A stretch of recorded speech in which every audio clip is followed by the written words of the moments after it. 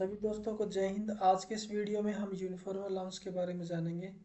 हमारी सैलरी में एक यूनिफॉर्म अलाउंस के नाम से भी एक अलाउंस है, वो इंक्लूड होके आता है।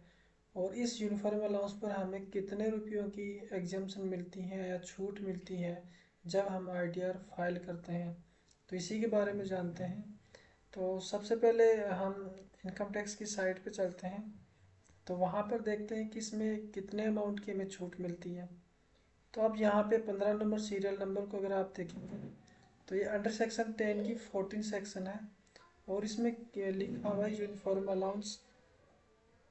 और यहाँ पे क्लियरली मेंशन है exempt to the extent of expenditure incurred for official purpose.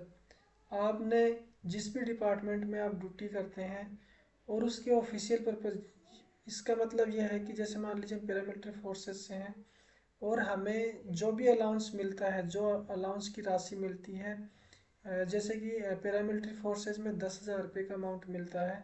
तो जितना 10,000 का अमाउंट मिलता है वो फुल्ली एग्जाम्प्ट है, फुल्ली एग्जाम्प्ट है।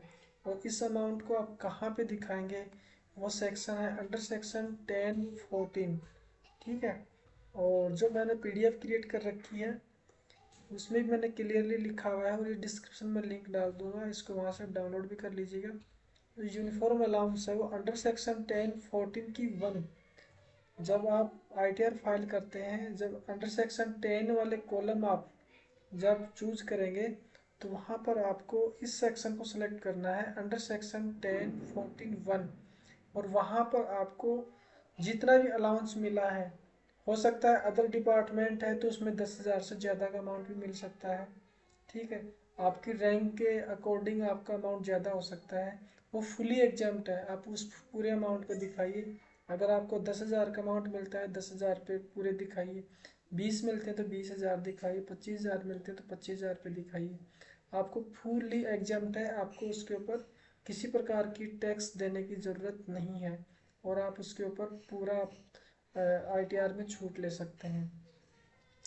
और अभी क्या है कि जो हम आईटीआर की साइट को ओपन कर रहे हैं, और वहाँ पे अगर मैं आपको वीडियो के थ्रू दिखाना चाहूँ कि कहाँ पे वो सेक्शन मिलेगी, तो अभी वो लिंक है वो ओपन नहीं हो रही है, क्योंकि जो लिंक होती है वो 31 दिसंबर तक ही अलाउ होती है रिवाइज करने वाली, और उसमें वो चीज़ें हम देख सकते हैं। इसलिए आप ये सेक्शन है इनको आप नोट करके रखिए। और जब आप आईटीआर को फाइल करेंगे असेसमेंट ईयर 2024-25 के लिए, तो उस टाइम हमें इस सेक्शन को सिलेक्ट करना है और उसमें जो भी आपका अमाउंट है उसको हमें फिलअप कर देना है और उसके ऊपर हमें आईटीआर में छूट ले लेनी है।